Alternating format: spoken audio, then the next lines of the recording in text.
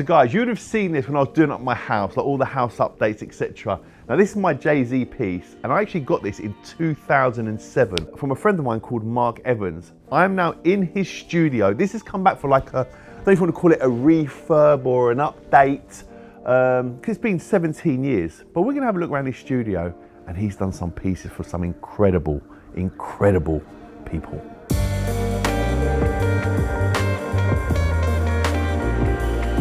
So let me bring Mark in. Mark, come in, pal. You will, long time. Welcome, mate. Obviously, this is mine from 2007. This was early days of Mark Evans' studio. Yeah, it's been a minute. People at home may not know what this is. This could just look like a painting, a drawing, whatever. But this is actually on a slab of leather. Yeah. So everything I do is on leather hide, and it's carved by blade. What are we going to do to this now it's back? Well, you keep moving house, so it got a little bit of damage. So we're going to actually peel the leather back, and we're going to just give it a re-wax, give it a little, get the blades out, just give it a refresh. So obviously a painter will have their paintbrushes. Yeah. And these are my paintbrushes. So I work with knives, scalpels. And then what's this one? You want to be Rambo? Yeah, it's just playing that one. So these are my tools. It's micro sculpture. So a painter will add, they'll add onto the canvas. Yeah. And the thing with a painter is, if you don't like what you've done, you just paint over it. If you work with a pencil, you don't like what you've done, you just rub it out. Yeah. But when you work with a blade, there's no apple Z, there's no undo. What is done with a blade cannot be undone. So this has been carved and pigment dyed into the surface of leather. People just look at it and think, oh, it's a photo. But if you come in, you see the nap, the suede, every blade mark. What happens if you make a mistake? You can't. Have you seen that film Man on Wire? When he crosses between the Twin Towers on a tightrope. Okay, yes. It's like that. Each piece is made on a tightrope. Every micro movement, you're holding your breath. You just can't make a mistake because there's no going back. And that's the thrill of it. Every mark, every day is an adventure. You can't make a mistake. How long would it take to do a piece like this? So this one was about 4 months.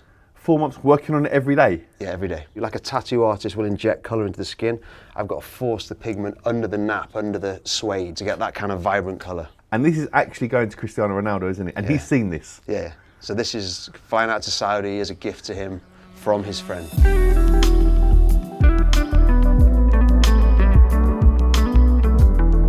So I first began etching around the turn of the millennium, and for so long, for about 15 years, I was locked in a monotone black and white world. So like that? Yeah, this side. And then there was this breakthrough where I found and pioneered how to force and inject pigment colour into the surface of the leather, like a tattoo artist would. And then suddenly this whole colour world was unlocked. So this series, this half and half series, is called the Transition Series, which is the moment where my life and the studio changed. Okay. And then now this is possible because we've developed colour theory in leather. Colour really does bring it to life, let's be honest. Like black and white's incredible. Yeah. But with like you can't have the Hulk in black and white. For sure. You understand? There's certain pieces are classic in black and white, there's something very elegant about that. But there's other things, they need the vibrancy of colour. So this is how slow and careful I have to work. You might spend a whole day and you've done the size of a post-it note.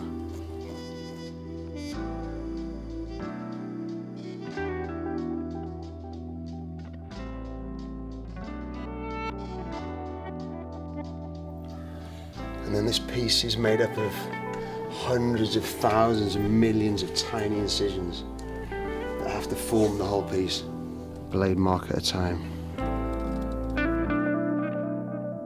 So this here is the leather.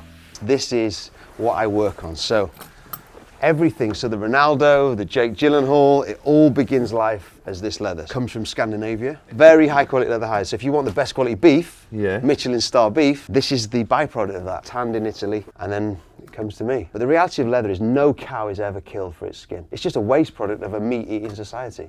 That makes sense. So the skin theoretically, after they've died, is waste as such. It's waste. Do you want to actually have a little play with the blade? Yeah, I don't know how steady my hand is. I'm not sure what. When you're telling me it takes 4 months or 6 months, I'm not sure what I'm going to be able to create today. So this is an offcut. So if you slice, it's going to cut right through. So what you're trying to create is very gentle marks. Oh my God. And then we get in. See that? And from that, you will create the picture, the drawing, the face, the design, the animal. Everything. Okay, I get this. Okay. It's actually really, oh wow, that's quite difficult, See how hard isn't it it? is? So you know there, so like, Yeah. So that's a gouge there. yeah. So that's the piece damaged. How often do you change the blade? See, All the look, can you time. hear it? You hear the noise? He's writing his name. Does it feel therapeutic or does it Yeah, feel I was stressful? going to say, it's therapeutic. Yeah, exactly. So what you're seeing there is the basic fundamental principles that you're actually removing and revealing the suede, the nap. It's interesting because obviously it's black. We've coated it, we've waxed it black to have that contrast for this particular piece. So whatever the back of the hide is usually will come through. Yes. So that I Okay, get this there you hide go. tanned to that specific colour. What would something like this cost? Let 5 me- grand, let me- 50 grand, let me show 100 you. grand, Let me a show million you. pounds? And I assume everything is one of one. One of one. With this piece I've tried to do, it's all one leather hide obviously, and this piece is separate, but to create the illusion that he's ripping and bursting through the leather. But look at the eye, like the eye and the hairs. I don't know how well you can see this, but the hairs. So this is about 150 grand, this Really? piece. Wow. And then this piece is about $250,000.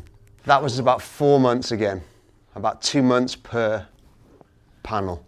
So now, after 24 years of doing it, I get emails from around the world, colleges, art schools, asking me about my work, you know, people studying what I do. I would say there's a handful of people around the world that are now They can do this. wanting to follow.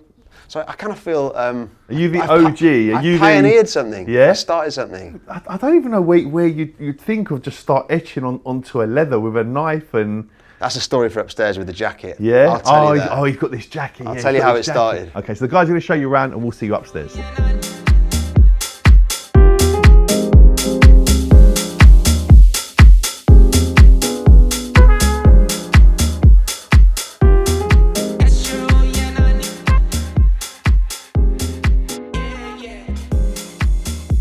So you mentioned downstairs the jacket, and I know the jacket's behind you. So let's have a look at that first of all. Let's hear the story behind this. Okay, so it's the year 2000, Yeah. turn of the millennium bug, all that, and my wife buys me a leather jacket for Christmas that year. It's Boxing Day, so I've had it one day, it's a brand new leather jacket, and we're round in Wales at my grandma's little granny flat. And she's not focused on Christmas and family, she's freaking out about the cat. The cat's gonna get out. So it's Christmas, it's loud, someone pulls a Christmas cracker, and the cat, who my gran is holding, freaks out, scratches her and runs out. So my gran stood in the kitchen, bleeding. So, you know what you do? You walk her to the sink, get her a Band-Aid, she's fine. I look down at the floor of her kitchen, there's blood all over the floor. And then I look up and I'm like, no, it's all down my one-day-old jacket. It's Boxing Day, it's already ruined. And so this is the jacket. It's still got her blood in it here. Still fits. Of course.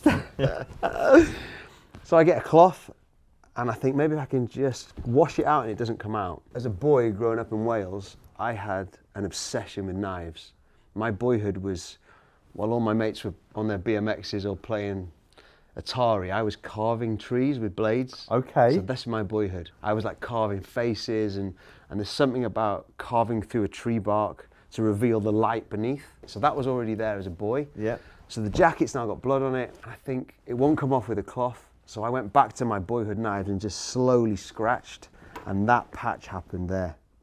That happened, and that was the moment. That was God's lightning thunderbolt moment, and I was just shocked. And it's, you know, it's Christmas, it's a new year. You're meant to be eating turkey leftovers and mince pies and watching movies, and I was locked in the garage, just obsessed. Like, what could I do? And then I spent the next couple of weeks carving this into the back. So this was the first one. So Bruce Lee. So that was 24 years ago, nearly quarter of a century, and that's how it all began. You know, blokes don't comment on each other's clothes like girls do. But the first day I wore it, so now mid-Jan, I'm down in London, and a guy chased me down the street. I was like, what's this guy? He's chased me, and he handed me his card. He said, I'm the menswear buyer for Harrods. I've never seen anything like it. And I got stopped 5 times by blokes in the first day wearing it. And it just kind of gave me that confidence to know, I think I'm onto something. Wow, and that was 2000. 2000, yeah. So for me to have a piece in 2007, That was the early one. that's an early piece. So Cobain's 2004, Yep. yours is 07. You can never mirror another piece, can you? Never. It's not possible. So everything is one of one. Absolutely. So it can never be copied, it never Yeah, yeah. replicated. Yeah. Back then, what was it worth and what is it worth now? The prices back then I think everything was under 10 grand back then. Wow, under 10 grand. Back then. And it was actually... And even back then, that's still a lot of money in 2007. Yeah, yeah.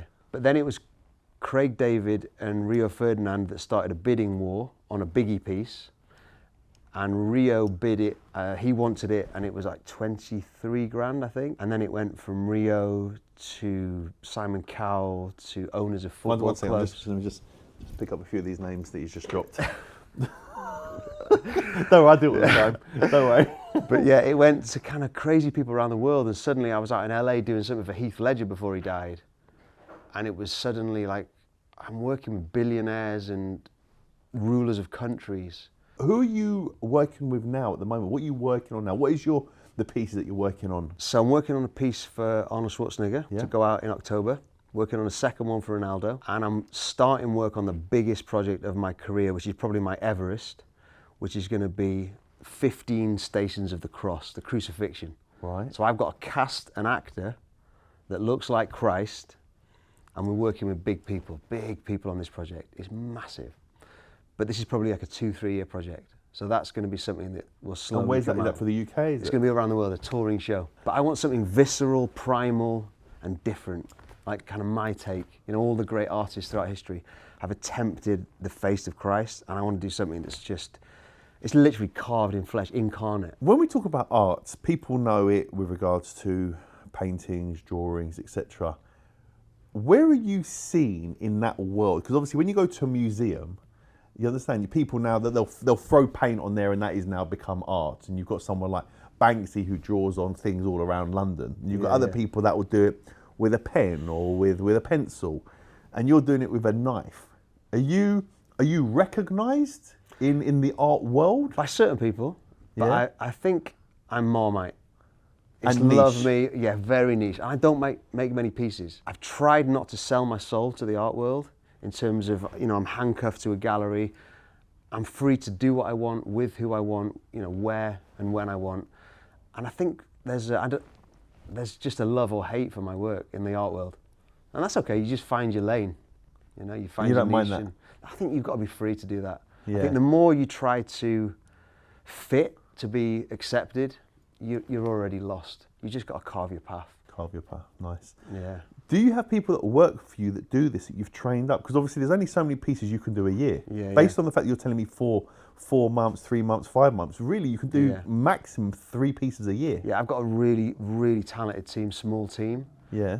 And I've spent 15 years training one girl, 8 years training one guy, 7 years another guy. So, but they're all incredibly talented, but very different. Yeah. So the story goes that, you know, Michelangelo in the Sistine Chapel, there was 14 people up there on the scaffold with him. The reality is, you know, he would do the hands and the faces, and he was up and down the ladder all the time, dealing with the Pope and dealing with the finance and the business side of it. But you need a team. Yeah. Nothing can happen without a team.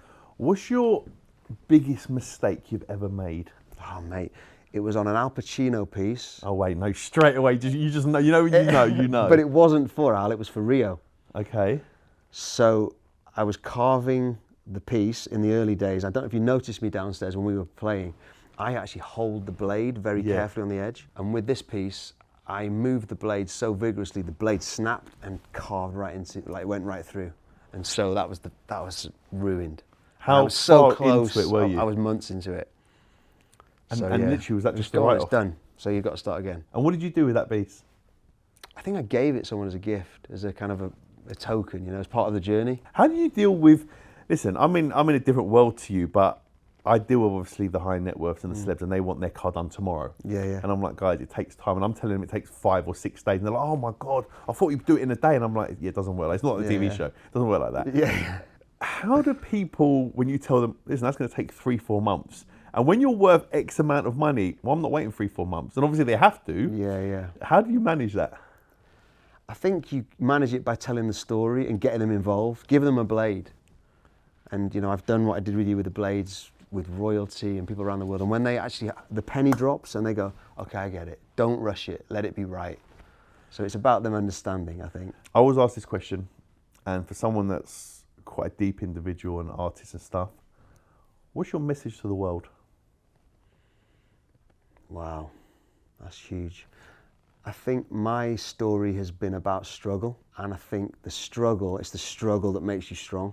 They say if ever you were to open the pupa, the chrysalis, to let a butterfly fly out, it would never fly. It needs the resistance, the cocoon, it needs something to press against to grow its wing strength. And I think for me, the madness, the pushing, it's built some sort of strange resilience that's helped me find a way to fly. So I think people need that because we need resilience. Wow, and I think on that, we're going to end it. Mark, honestly, Mate, it's been a pleasure. Thank you so much for inviting me down. Thank you so much for sorting out the Jay-Z piece. And I can't wait to get that back on the wall. it's good. And yeah, onwards and upwards for you. And I can't wait to see some more pieces you're going to do for some of the celebrities and the royalty of this world. And guys, check him out. All the details in the description. That is Mark Evans. And wow, it's Thank you. serious.